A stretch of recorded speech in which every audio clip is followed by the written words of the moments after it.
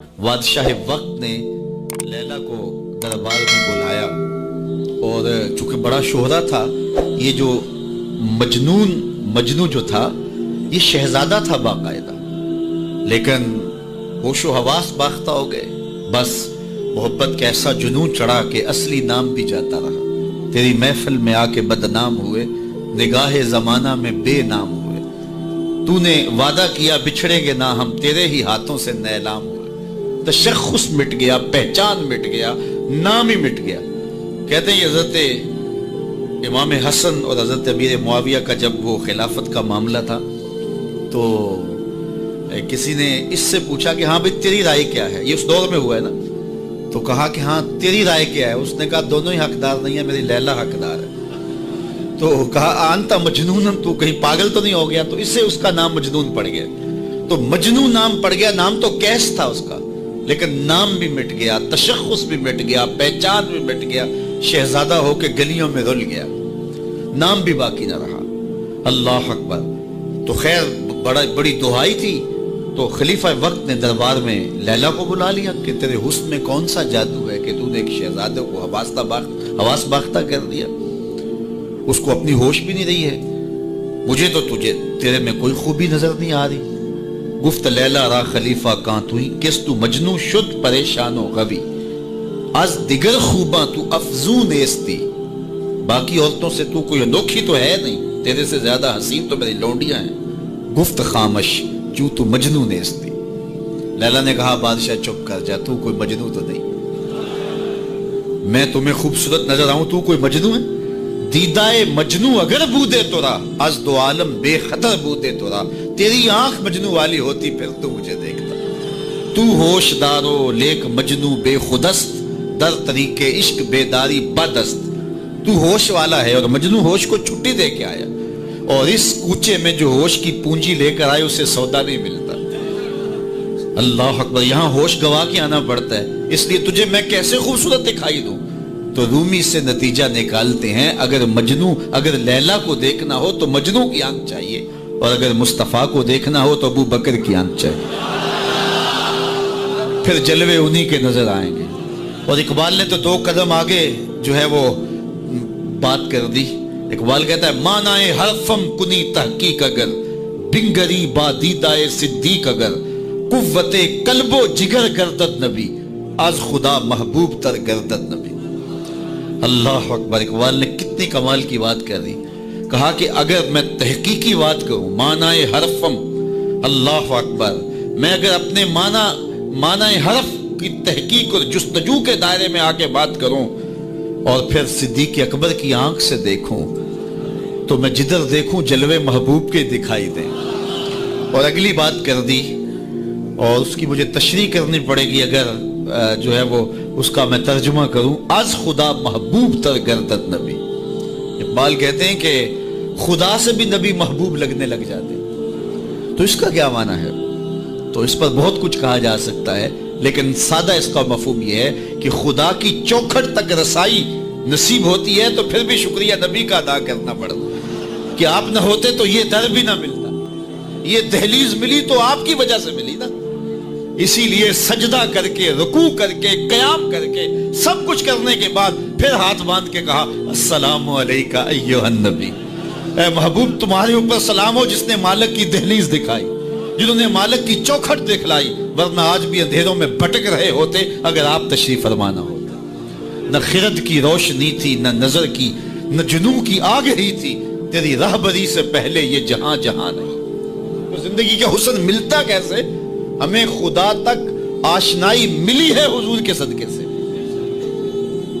اللہ اکبر۔ فیض پہنچا اے رضا احمد پاک کا، اعلیٰ حضرت بولے فیض پہنچا اے رضا احمد پاک کا، ورنہ ہم کیا جانتے خدا کون ہے۔ پہچان ہوتی، انسان کی نظر تو دیکھ کے مانتی ہے نا، دیکھ کے، چھو کے، پکڑ کے، سن کے، اور ایسی ذات کو مان لیا جو دیکھی بھی نہیں جا سکتی، جس کو سنا بھی نہیں گیا، جس کو چکھا بھی نہیں جا سکتا، جس کو چھوا بھی نہیں جا سکتا، اچھا جس کو سوچا بھی نہیں جا سکتا۔ تو دل میں تو آتا ہے سمجھ میں نہیں آتا، میں جان گیا بس تیری پہچان یہی۔ ایک ایسی ذات پر کہ جو فہم و ادراک کی حدود سے بھی بڑا ہو، अक्ल व खिरत से भी बाला हो, समझ से भी ऊंची हो, और कोई मिसल भी ना दी जा सके, मिसाल भी ना दी जा सके। कोई मिसल हो तो मिसाल दे, लैसा कमिसल ही शय, उसकी मिसल तो कोई चीज ही नहीं है, तो कैसे मिसाल दें? तो फिर समझें कैसे? समझ से भी बड़ा है।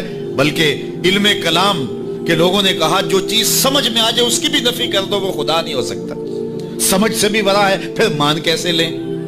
अल्लाह अकबर। इंसान की तो आदत है कि वो देख के मानता है।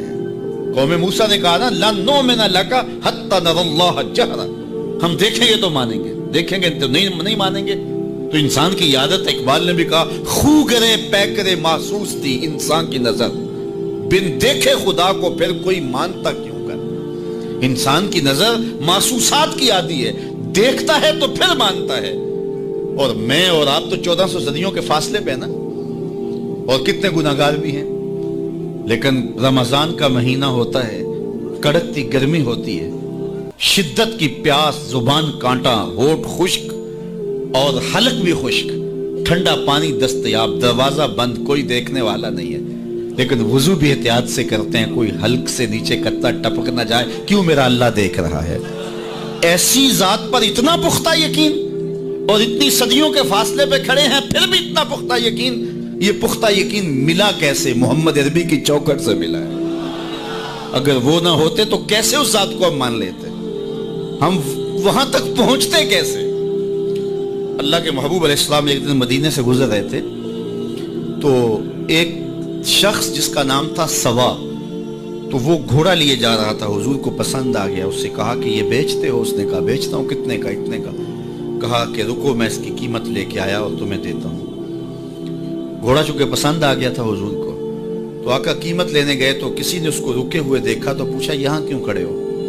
उसने कहा मुसलमानों के नबी से इस घोड़े का सौदा हो गया, तो वो कीमत लेने गए। उसने कहा मुझे ज्यादा पैसों से दे दो। तो उसने कहा मैं तो यार सौदा कर चुका हूँ। उसने कहा कि कोई गवाह था? कहा नहीं। कहा मुकर जाना। उसको पैसों की लालच आ गई। उसने कहा ठीक है हुजूर, इतने में कीमत लेके पहुंच गए। तो उसने कहा मैंने तो आपसे सौदा कोई नहीं किया। हुजूर ने कहा अभी तो सौदा हुआ है। वो कहने लगा मैंने सौदा कोई नहीं किया। लोग भी इकट्ठे होने लगे, हुजूम बन गया। अब हुजूर कहे मैंने घोड़ा खरीदा है, वो कहे मैंने बेचा नहीं। अब जब लोगों का हुजूम बना तो लोगों के हुजूम का भी एक प्रेशर होता है। तो उसने कहा कि अगर बात लोगों पे चली गई तो सादिक भी ये हैं, अमीन भी ये हैं, तो लोग तो इन्हें सच्चा कहेंगे। उसने कहा अच्छा आप मुझे ये बताएं कि जब दो आदमियों के माबैन यूं नज़ा बन जाए तो उसमें तस्फिये की सूरत क्या होती है आपकी शरीयत में? तो हुजूर ने फरमाया मेरी शरीयत तो कहती है कि जो मुद्दई है वो गवाह लाए, वल यमीन वाला मन अनकरा, जो इनकार करता है वो कसम दे दे।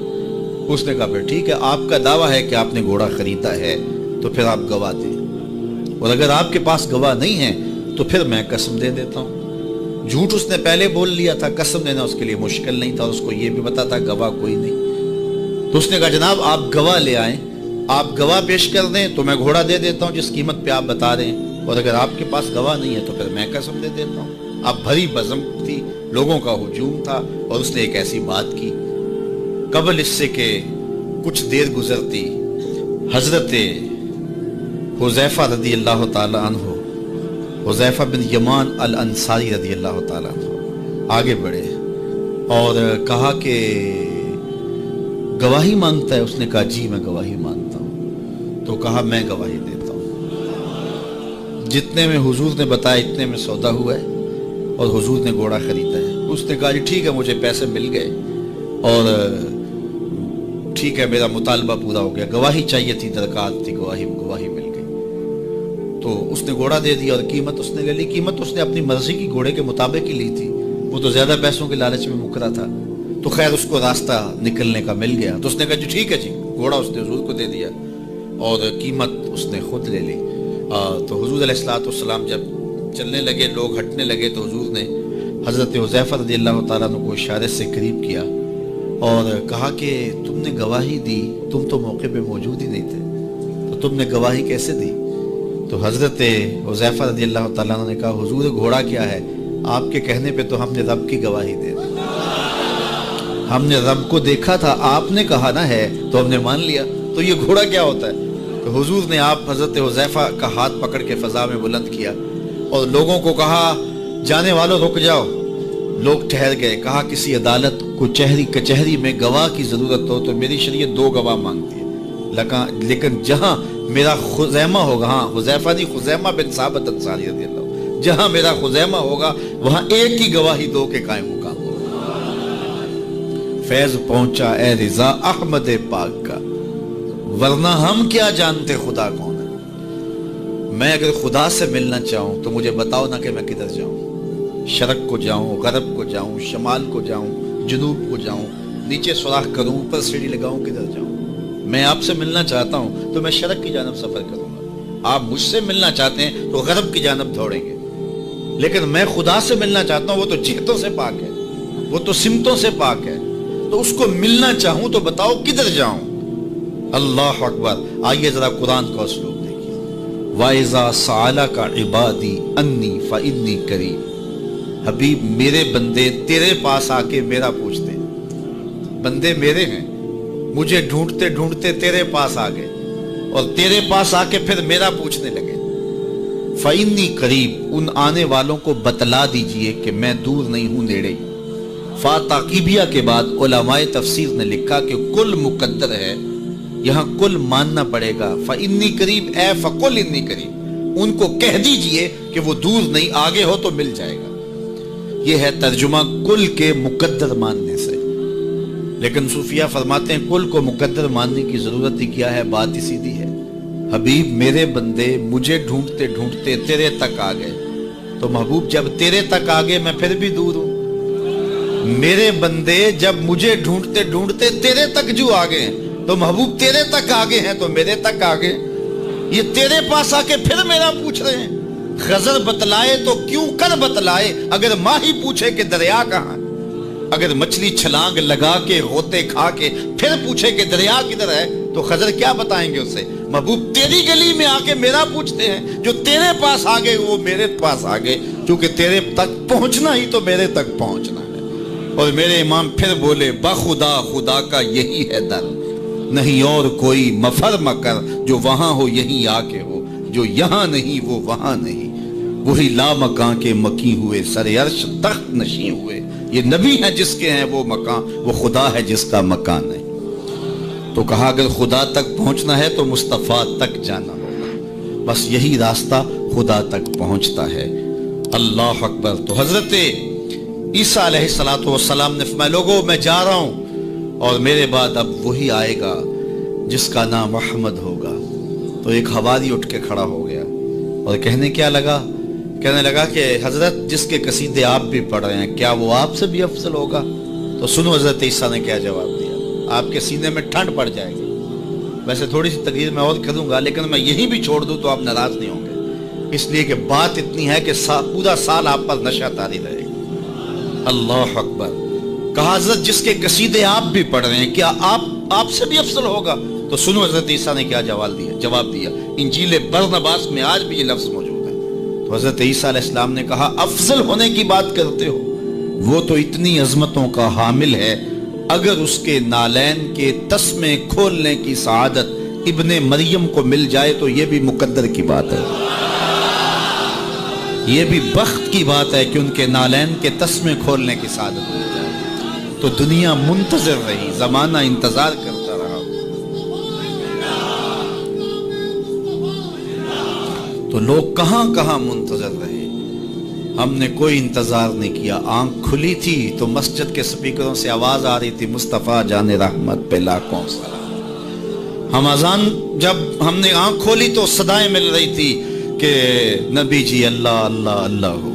تو ہم کتنے خوش نصیب ہیں, کتنے بخت والے ہیں کہ ہمیں آغوش مادر میں حضور کا نام مل گیا, کوئی انتظار ہی نہیں کرا. اقبال کتنے فخر سے کہا کرتے تھے نام تو از پدر آموختم. حضور آپ کا نام میں نے اپنے باپ سے سنا تھا, آپ کا نام میں نے اپنے باپ سے سنا تھا, آپ کے درود کی لوری اپنی ماں سے سنی تھی, اپنی بہن سے حضور کا پیار سنا. تو یہ ہمیں میسر آیا. خوش نصیب ہیں ہم لوگ کہ ہمیں یہ دور ملا. ہاں ایک ہمیں افسوس ہوتا ہے کہ کبھی حضور کے دور میں ہوتے, وہ لمحے میسر آتے, لیکن میرے آقا جانتے تھے میرے امتی بعد میں تڑپیں گے. حضور نے جو ہے وہ ہمیں آنے والوں کو تسلی دیتے ہوئے اتنی خوبصورت بات کی ایک دن صحابہ بیٹھے تھے، فرمایا طوبی لمن رآنی وآمن بی وطوبی سبع مرات من لم یرانی وآمن بی. فرمایا صحابہ تمہیں مبارک ہو، تم نے مجھے دیکھا اور میرے اوپر ایمان لائے. اور فرمایا انہیں 7 مبارکیں ہوں جنہوں نے نہیں دیکھا ہوگا پھر بھی ایمان لائیں گے. نفس ایمان کی حضور نے 7 مبارکیں دی. طوبی لمن رآنی وآمن بی وطوبی سبع مرات من لم یرانی وآمن بی. تو کہا انہیں 7 مبارکیں ہوں جنہوں نے دیکھا بھی نہیں پھر بھی نام پہ تڑپ رہے ہوں گے. اللہ اکبر. نام سن کے جان مارنے کے لیے تیار ہوں گے. حضور کا نام آتا ہے آنکھوں میں آنسو آ جاتے ہیں، دل تڑپتا ہے. کیا کیفیات باطن ہوتی ہیں. تو یار یہ کوئی چھوٹی دولت ہے؟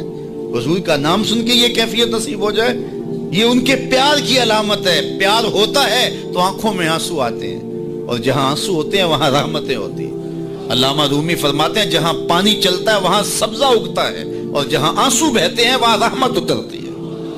تو یہ ان کے پیار کے آنسو ہے، یہ ان کی محبت کے آنسو ہے. بلکہ امام غزالی نے غالباً لکھا ہے کہ حضور کے پیار میں، اللہ کی خشیت میں جو آنسو آئیں تو ان کو صاف نہ کرو بلکہ ان کو رخساروں پہ مل لیا کرو. یہ تو خوش نصیب آنسو ہیں جو حضور کی یاد میں بہے ہیں، جو حضور علیہ السلام کے ذکر میں بہے ہیں. تو یہ میری اور آپ کی خوش بختی. اور اگر وہ نہ آتے تو ہم آج بھی اندھیروں میں ہوتے، ظلمتوں میں ٹھوکریں کھا رہے ہوتے اگر حضور تشریف نہ لاتے. خدا شناسی تو بڑی دور کی بات ہے، ہم خود شناس بھی نہ ہوتے اگر حضور نہ آتے. ہمیں اپنے آپ سے آگہی نہ ملتی، اپنی ذات سے شناسائی نہ ملتی اگر حضور نہ آتے. ورنہ دیکھیے کہ آج کتنے لوگ عقل و بینش، فہم و ادراک میں کتنے آگے ہیں، لیکن کیا انہیں حضور کا در نہیں ملا تو کیا وہ آج آشنائی رب سے اور آشنائی ذات سے مالا مال ہیں؟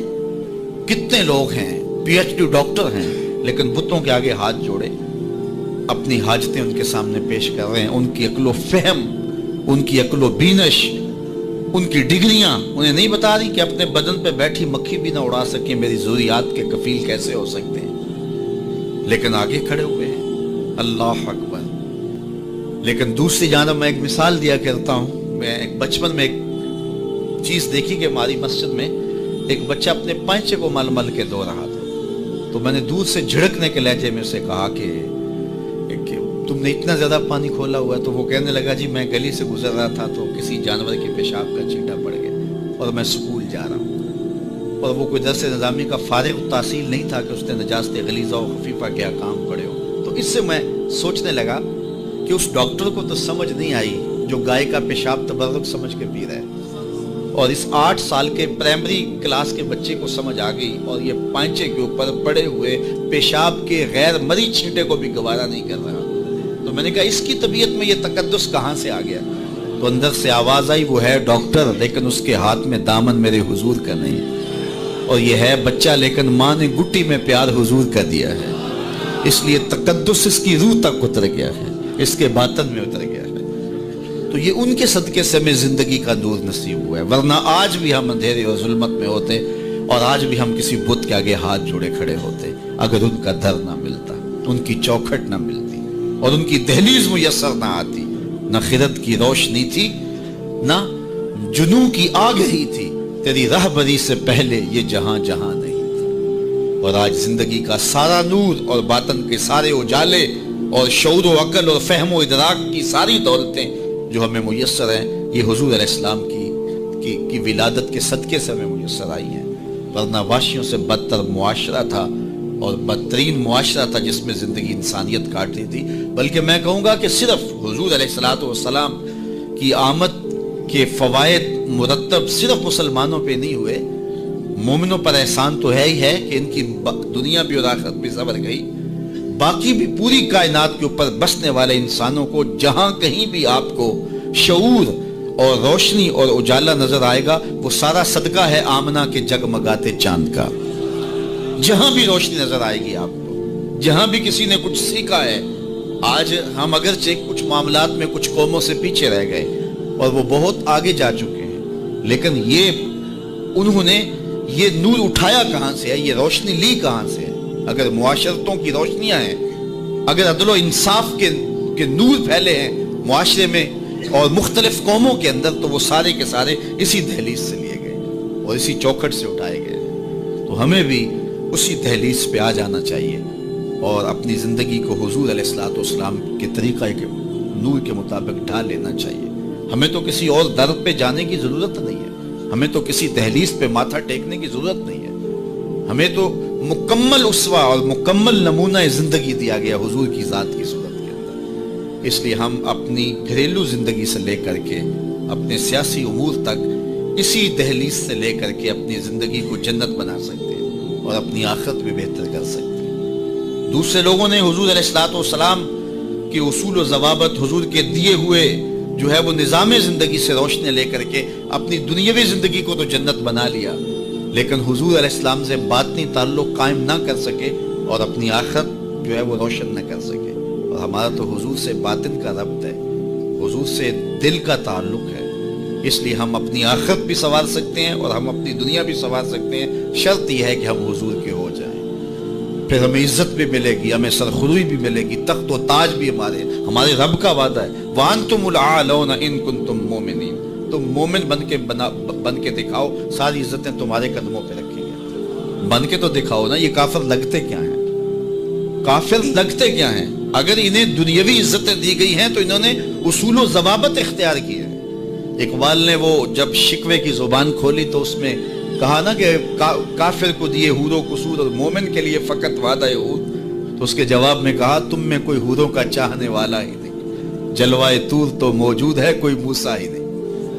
کوئی ہو تو صحیح اور کوئی مانگنے والا تو ہو، تو اس کو ہم کیوں نہیں دیتے؟ ہم تو مائل بکرم ہیں، کوئی سائل ہی نہیں، راہ دکھلائیں کسے رہرو منزل ہی نہیں، جلوائے طور تو موجود ہے کوئی موسیٰ ہی نہیں۔ تو وہ آج بھی وہ انوار برسنے کے لیے جو ہے وہ آمادہ ہیں، لیکن اس دہلیز پہ آ جائیں۔ ہم نے اپنے آقا و مولا کے ساتھ اپنا باطنی تعلق تو قائم کیا ہے، لیکن ہماری زندگی کی ترجیحات کچھ اور ہو گئی، اور جس کے نتیجے کے اندر آج ہم دنیا سے جو ہے وہ کٹ گئے اور آج رسوائیوں اور ذلتوں میں اپنی زندگی بسر کر رہے ہیں۔ اقبال علیہ رحمہ نے جب شکوے کا لہجہ اختیار کیا تو فتویٰ بھی متوجہ ہوا اور بہت سخت لہجہ تھا، لیکن جواب آتے ہی سارا نشہ اتر جاتا ہے۔ جب وہ شکوہ کرتے ہیں تو اس میں کرتے ہیں کہ تیرے کعبے کو جبینوں سے بسایا ہم نے، نوع انسانی کو غلامی سے چھڑایا ہم نے، صفائے دہر سے باطل کو مٹایا ہم نے، تیرے قرآن کو سینوں سے لگایا ہم نے، پھر بھی ہم سے گلہ ہے کہ وفادار نہیں، ہم وفادار نہیں تو بھی تو دلدار ہو۔ تو بڑا تلخ لہجہ ہے، لیکن اب اس کا جب جواب آتا ہے تو سارا نشہ اترتا ہے۔ لفظ وہی ہیں، صرف صیغہ بدلتا ہے، لفظ وہی رہتے ہیں، صرف صیغہ تبدیل ہو جاتا ہے۔ اب جواب کیا آ رہا ہے؟ پہلے تو یہ تھا کہ صفائے دہر سے باطل کو مٹایا ہم نے، نوع انسانی کو غلامی سے چھڑایا ہم نے۔ اب ادھر سے آواز آ رہی ہے، صفائے دہر سے باطل کو مٹایا کس نے، نوع انسانی کو غلامی سے چھڑایا کس نے، میرے کعبے کو جبینوں سے بسایا کس نے، میرے قرآن کو سینوں سے لگایا کس نے، تھے تو آباب تمہارے ہی مگر تم کیا ہو، ہاتھ پہ ہاتھ دھرے منتظر فردا ہو، ہر کوئی مستے مئے ذوق تن آسانی ہے، تم مسلمان ہو یہ انداز مسلمانی ہے، حیدری فقر ہے نئے دولت عثمانی ہے، تم کو اسلاف سے کیا نسبت روحانی ہے، وہ معزز تھے زمانے میں مسلمان ہو کر، تم خار ہوئے تارک قرآن ہو کر۔ ہماری پستی، ہماری ذلت، ہماری رسوائی اس نظام زندگی کو چھوڑ دینے سے ہے۔